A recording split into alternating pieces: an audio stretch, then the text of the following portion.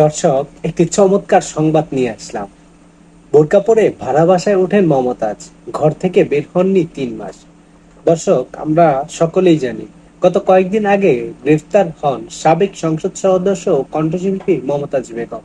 কিন্তু সবারই একটা প্রশ্ন, যে সরকার পতনের পর থেকে এতদিন মমতাজ কোথায় আত্মগোপনে ছিল। দর্শক, সেটাই তথ্যটি উঠে এসেছে দৈনিক ইত্তেফাকের একটি প্রতিবেদনে। চলুন আমি আপনাদেরকে বিস্তারিত পড়ে শোনাই পত্রিকা থেকে। মধ্যরাতে বোরকা পরে মাইক্রো বাসে চড়ে রাজধানীর ধানমন্ডি এলাকায় একটি ভাড়া বাসায় গোপনে ওঠেন মানিকগঞ্জ ২ আসনের সাবেক সদস্য এবং কণ্ঠশিল্পী মমতাজ বেগম। ঢাকার ধানমন্ডি এলাকা থেকে সোমবার ১২ই মে তাকে গ্রেফতার করেন মহানগর গোয়েন্দা পুলিশ। বর্তমানে ৪ দিনের রিমান্ডে রয়েছেন তিনি। দর্শক, সরকার পরিবর্তনের প্রায় ১০ মাস পর মমতাজ গ্রেফতার হওয়ায় রাজনৈতিক ও জনমনে প্রশ্ন উঠেছে, এতদিন তিনি কোথায় ছিলেন, কিভাবে আত্মগোপনে ছিলেন এই সাবেক সংসদ সদস্য এই এতদিন, প্রায় ১০ মাসের মতো। মমতাজের আপন ভাই এবরাত হোসেন গণমাধ্যমকে জানান, ৫ই আগস্টের পর থেকে টানা ৩ মাস সিংগাইয়ের চরদুর্গাপুর এলাকায় তার বাড়িতেই ছিলেন মমতাজ। এই ৩ মাসে একদিনও তিনি ওই বাড়ির বাইরে বের হননি। তার ভাষ্যে, আমার স্ত্রী সন্তান ছাড়া পাশের বাড়ির কেউ জানতেন না যে শিল্পী আপা এখানে আছেন। তিনি সবার সঙ্গে যোগাযোগ বন্ধ রাখেন, কেউ প্রয়োজন হলে আমার মাধ্যমেই যোগাযোগ করতেন।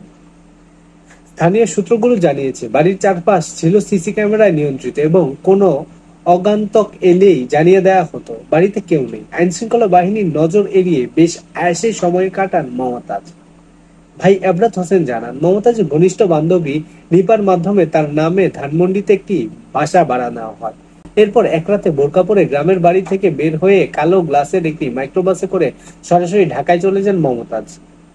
বাসায় ওঠার পর পুরো প্রক্রিয়া নিপা তত্ত্বাবধান করেন।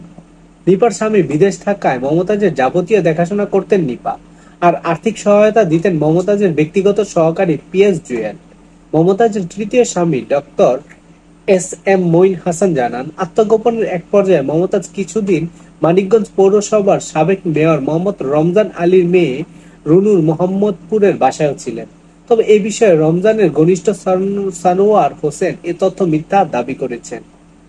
ডক্টর মঈন উদ্দিন আরো বলেন, মমতাজের নামে মহাখালী ডিওএইচএস একটি ৫ তলা বাড়ি রয়েছে, যা বর্তমানে পিএস জুয়েল দখল করে রেখেছে। জুয়েলের সঙ্গে যোগাযোগের চেষ্টা করা হলেও তিনি ফোন রিসিভ করেননি। তিনি আরো জানান, গত ৩ বছর ধরে মমতাজের সঙ্গে তার কোনো যোগাযোগ নেই। এ বিষয়ে সিংগাইর থানার ভারপ্রাপ্ত কর্মকর্তা ওসি জেওএম তৌফিক আজম বলেন, আমি এই থানার ২ মাস হলো যোগদান করেছি, এ বিষয়ে আমি কোনো কিছুই জানি না। দর্শক, মমতাজ মূলত এতদিন আত্মগোপনে ছিল। তিনি বাংলাদেশের মধ্যেই ছিল।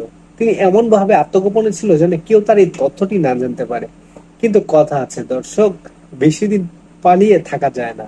মানে পাপ বাপকেও ছাড়া না, একটা কথা আছে না, ঠিক ওইভাবেই আপনি যেহেতু ভুল করছেন, শাস্তি আপনাকে পেতেই হবে। এই সেই একই কাতারে পড়ে গেলেন মমতাজ। দর্শক, এভাবে একের পর এক আওয়ামী লীগ নেতাকর্মীদের গ্রেফতার করা হচ্ছে। দর্শক, এটা নিয়ে আপনাদের কি মতামত তা অবশ্যই কমেন্ট বক্সে জানিয়ে যাবেন।